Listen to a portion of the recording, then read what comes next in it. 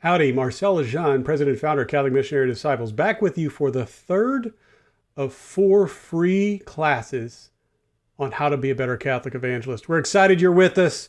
Can't wait to get into this one. And what I'm going to do this time is I'm going to give you some pro tips on how you can be a better Catholic evangelist. We got 5 of them coming your way here in a minute, but I want to start with a story.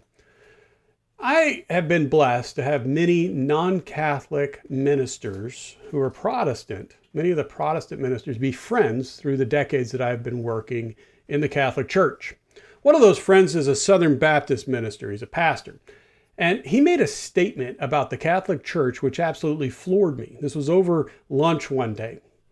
And it wasn't probably what you're thinking. You're probably thinking he made some statement about, the Catholic Church is wrong about this or that.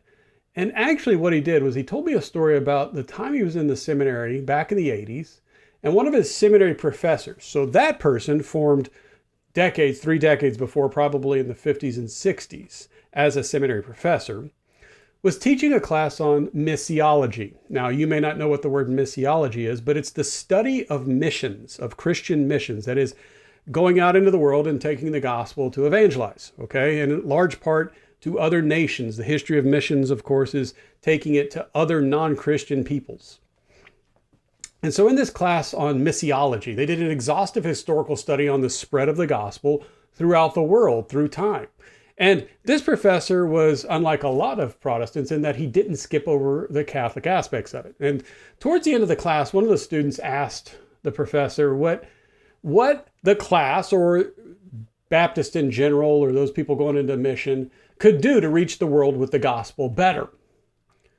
His response was, it wasn't just a missionary zeal that was needed. He said this, and this is what floored me. We'll reach the world with the gospel when the Catholic Church recaptures her missionary identity given to her by Jesus. In other words, this Baptist pastor who's teaching in a Baptist seminary back in the 80s, when most Baptists were not friendly towards Catholics, was saying that Christianity is the mission to the world, of course, but that the Catholic Church holds the key to reaching the world with the good news of Jesus Christ. Now, my Baptist friend then went on to say he agreed, and he was waiting for Catholics like me and for others to really rise up. And he told me that, unfortunately, though, that I had been one of the few Catholics he'd ever met who was actually trying to evangelize anybody, much less the world, and had a vision for that. And I promised him I was not the only one. Friends, I'm glad you're with us. I'm glad I'm not the only one. I'm glad you want to be a better evangelist. And it starts by learning what evangelization is about, how we can evangelize better, and our own gaps in our knowledge and practice, and then letting the Lord change it by an interior life that changes our hearts and then our hands and our words. Now, another little note I wanted to pop out there for you, and this is statistical. Did you know that nearly half of practicing Christian millennials, that is millennials, young adults who are Christian, identify Christian, and who practice their faith, they believe that evangelism or evangelizing is wrong. Not just that they won't do it, but they believe it's morally wrong. They have largely absorbed the cultural maxim that you shouldn't push your faith on others. And that's how they regard the work of an evangelist. In other words, the younger you get in generations of Christianity, they believe that in evangelization, we're doing it all wrong and in fact shouldn't do it at all. Yet, this is the primary way that we as Christian disciples, Catholic disciples in particular, are meant to be agents of conversion, where Jesus is working through us to articulate the gospel message to a world that needs it so badly. We have to evangelize if we're going to follow Jesus and do what he told us to do. But first things first, we're going to have to start to work with even those who are going to church and who might be disciples, and help them mature into mission. That's part of what we're doing here. So we, as Christians, as Catholics, are incomplete in our formation as disciples until we are evangelizing. In Romans 10:14, Paul says this to the Roman community. How then can they call on the one they have not believed in? And how can they believe in the one of whom they have not heard? And how can they hear without someone preaching to them? It starts by somebody bringing the message to others. Starts with you. Starts with you. See, the modern person is not even willing to listen to most Catholics who believe in what the Catholic Church believes. We have to start with winning respect and trust. You know, you could have the right title or credentials or training, but they're not going to listen to you, even if you have all that, until they trust you. So start with trust, okay? And those conversations that we get into, that's when we're able to actually start to proclaim, okay? Now, think about this. Have you ever had a Jehovah's Witness or a Mormon come to your door? Do you feel like those people really, really love you? Or do you feel like they're just kind of trying to, change you, use you? Well, most people probably don't feel real loved. They might feel that they're interested in somebody or they're curious, but they're not loved, right? And a lot of people feel like Christians are using them when they try to evangelize them, and that's a shame. And a lot of times it's because they don't know us. They don't know that we're really trying to enter into friendship. And so that needs to be our goal: relationship, friendship, trust. And I think, unfortunately, there are some Catholics who approach evangelization as the same way that a Mormon or Jehovah's Witness does, going door to door. It says, I'm going to check off the list. To be a good Catholic, I have to do these things. In fact, to be a good disciple, I have to do these things. And then once it's all done, then I'm done. No, evangelization is meant to be a lifestyle. And if you want to be a better evangelist, then I've got these 5 pro tips I want you to also build upon. Now, I learned this by making all these mistakes myself. I've made all these mistakes myself, and I've tried to make them into positives now to change the way I operate. And hopefully they can help you too. The first one, though, the first pro tip is going to shock you. I bet you it shocks, it's going to shock most Catholics who hear it. The first thing I think you need to do as a better Catholic evangelist is to stop inviting other people to Mass. Stop inviting other people to Mass. Now, at first glance, you're thinking this is counterintuitive. What do you mean, bald guy? Why stop? Okay, let me explain. Tap the brakes a little bit. What does the Mass exist for? Why do we have the Mass? Okay, well, let's start with this question even better. Who is the Mass intended to help and serve? It's disciples of Jesus. People who are already following Jesus. It is intended to strengthen them and to give them the grace necessary that they can go and fulfill the mission of Jesus Christ in the world. The Mass is not intended as a tool for evangelization. Now, does that mean it can't evangelize somebody if somebody goes? No, that's not what I'm saying. But it's meant for the church to come together and worship God and be strengthened so that we can go back into the world and evangelize others. Primarily worship of God, and that's done by disciples, and strengthening of disciples for mission. That's two of the primary things that the Mass exists for. It isn't meant to be a tool of evangelization primarily. And think about it this way also. The average person who is not Catholic or fallen away Catholic and hadn't been to Mass in a long time, or somebody that needs to be evangelized, is going to feel really awkward in Mass, right? I mean, it's hard to have a good conversation in Mass, isn't it? And if you're having a good conversation in Mass, you're having it in the wrong place. I mean, even if you're trying to explain something in Mass and the lady next to you starts to get annoyed and gives you the evil eye because you're talking during Mass, that's not real welcoming to your friend who you're trying to help. Most Catholic parishes, when you walk into Mass, are not centers of real dynamic welcome and hospitality. So it just isn't the best place. So don't invite your friend or your coworker or your neighbor or your family member to Mass.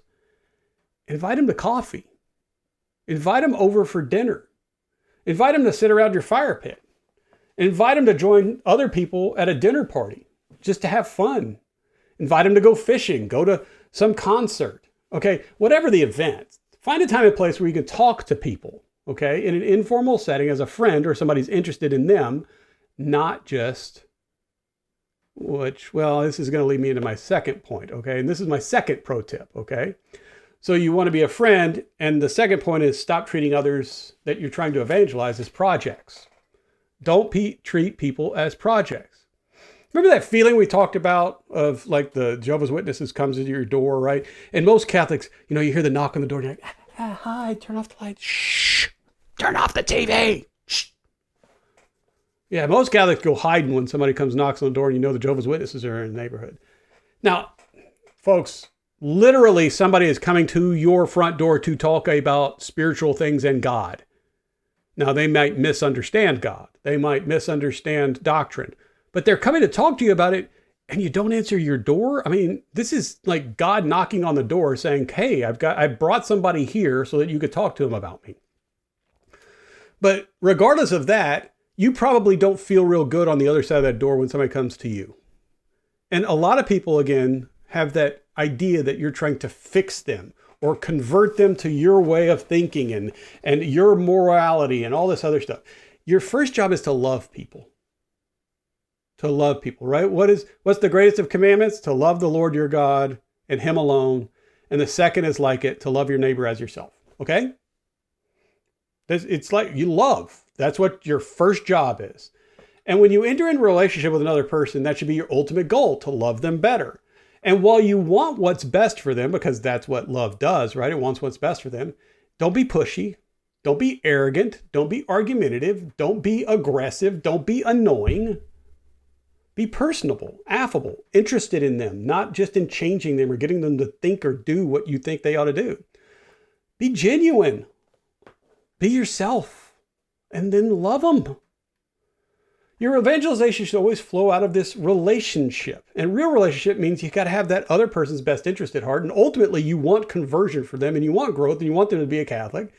That's merciful and good. And it's accepting them, right?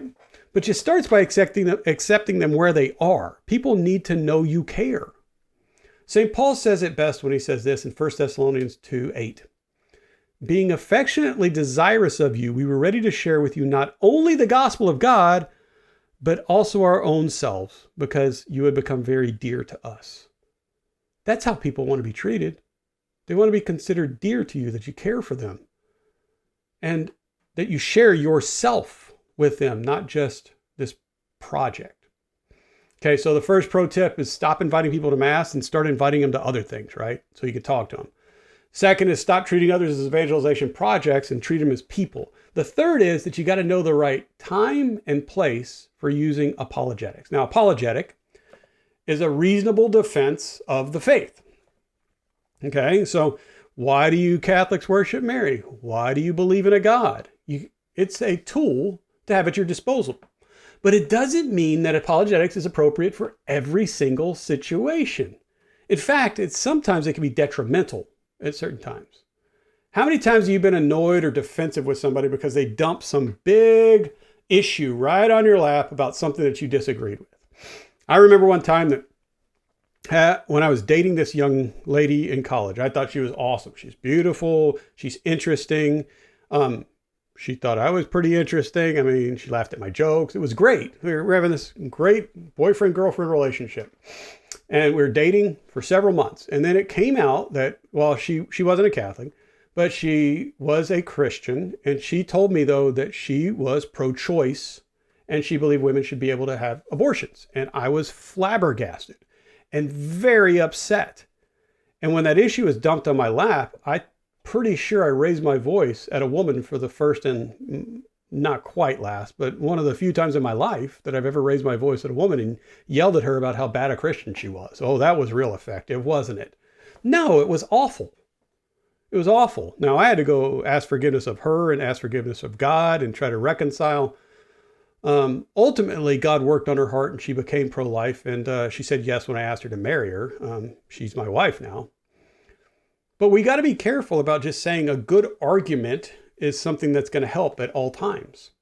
Because I argued with her and that didn't help. If she went in a situation or a time or a mind frame that she was ready to hear those things. I've gotten to the point where I merely answer the question that people offer to me and to the best of my ability. And then if they ask me a question, I answer the question to the best of my ability. If I don't, then I say I don't know. And I let God choose to change their heart or not, and them to accept that change, that grace that he imparts to them. Because I can't convince anybody by merely dropping knowledge on them. I can pray for them. I can be there for them. I can give them my best arguments. I can follow up with them. But I got to give room for their free will to choose this or not. Okay? So be careful with apologetics. Know the proper time and place for using it. My fourth pro tip for you. Ask more questions of other people than they do of you. Ask more questions of other people than they do of you. If you know the content of your faith real well, you might just gain a reputation. Maybe you're the guy or the lady who's teaching all the classes up at your parish. Maybe you're the DRE who really is the smartest person on the block. Maybe you're the youth minister. Maybe you're the pastor of the parish and you studied theology in Rome and all this other stuff, right? And folks might seek you out to ask you questions about the faith, and that's kind of what's happened to me through the years working in, pastoral ministry for 20 something years. And whenever this happens, I try to make sure to ask the other person more questions of me than they ask more questions of them than they ask of me. So I'm trying to help them think through the issue themselves, because if I just provide them with an answer, that answer might be like, oh, okay, that's what they think. But if I can get them to think along the same lines, that's a very different thing. So if somebody came to me and said, hey, why do Catholics think that sex outside of marriage is wrong? I could say, well, this is why, and blah, blah, blah, blah, blah, blah, blah, blah, and give my good reason, right? Or I could say, well, what do you think about sex outside of marriage? And then I don't think there's anything wrong with it. And why don't you think anything's wrong with sex outside of marriage? Well, I believe if two people love each other, then they can do what they want to sexually. Okay, well, tell me what love is. Well, I don't know. I'm not real sure about a good definition. I say, well, would you mind if I give you my definition and see if you agree with it? Sure. Okay, well, I believe that love is choosing what's best for the other despite what it might cost me. What do you think about that definition? That's a pretty good definition. I think that's a good definition. Well, if you agree with that definition, do you think there might be consequences to love if you want to love somebody well? Oh, yeah. Now, do you love anybody perfectly? No. Okay, but you're called to love somebody, right? Yes. That means you got to do what's best for them. That's the definition that we both agreed upon, right? And do you think it would be best for the other person to have premarital sex with them? Never thought about it that way. See, what you're trying to do is help them to think through a situation. Asking more questions helps guide that. That's a Socratic method of dialogue. And the other thing is that you want to get to know them and where they are. And I have a whole 4-class set of how you ask big questions, listen, assess, and respond appropriately in evangelization. Now, you can find that in our individual plan for just less than $20 a month. You'll get all those resources and more. So when somebody comes to a conclusion based on thinking through an issue, they're much more likely to believe it to be true. And that's what we're trying to do. Rather than just receiving the information externally, they've internalized that information and made it their own.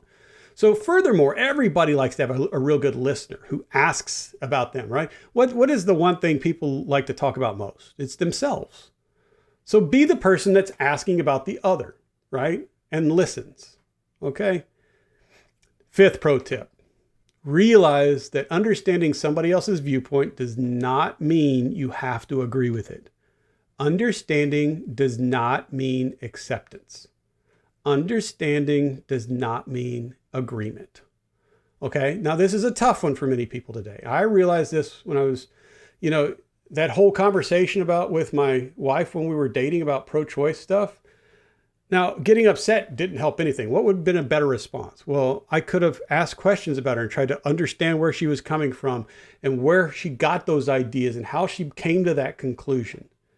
So what's interesting is that I think what happens is we automatically fall to a default position of, I know where that person is coming from. And that's not necessarily true. For every different person there is out there with a position that's different than yours, they have different reasons for arriving at that. You got to start asking questions and get people thinking and try to get that conversation to it. To understand why somebody believes what they believe is not a compromise if you understand somebody. It's not compromising what you believe. You don't have to agree with people. You just have to love them. you don't have to accept somebody's lifestyle or decisions. You just have to love them and try to understand them. And by understanding, you become a better evangelist, because then you can start to respond better. Now, none of us is going to be a perfect evangelist, and all of us can get better. And so here's the challenge to you. Start to try to apply these 5 pro tips, right? Maybe it's time to possibly invite somebody to lunch. Remember, but don't invite them to mass. Next time you have a conversation with somebody, ask more questions of them than they do of you. Don't treat them as a project. Know the time and the place to use apologetics. And then finally, realize that you don't have to accept to understand. Now, I'm going to let Jesus and the scriptures have the last word. In Matthew 9, verses 10 through 13, it says this. And as he sat at table in the house, behold, many tax collectors and sinners came and sat down with Jesus and his disciples. And when the Pharisees saw this, they said to his disciples, why does your teacher eat with tax collectors and sinners? But when he heard it, he said, those who are well have no need of a physician, but those who are sick. Go and learn what this means. I desire mercy and not sacrifice, for I came not to call the righteous, but sinners. Friends, the world needs you to be a better Catholic evangelist. It's crying out for this relationship with Jesus Christ. And I know that evangelization sometimes might feel awkward or hard or scary. It doesn't have to. It can just mean being a better friend, a better listener, and a better Christian. A disciple who wants to help other people come to love your best friend, Jesus Christ, a little bit more today. So stop, say some prayers, and pray for the people you're going to evangelize, pray for yourself, and then go make the changes necessary in your habits and in your life. God bless you.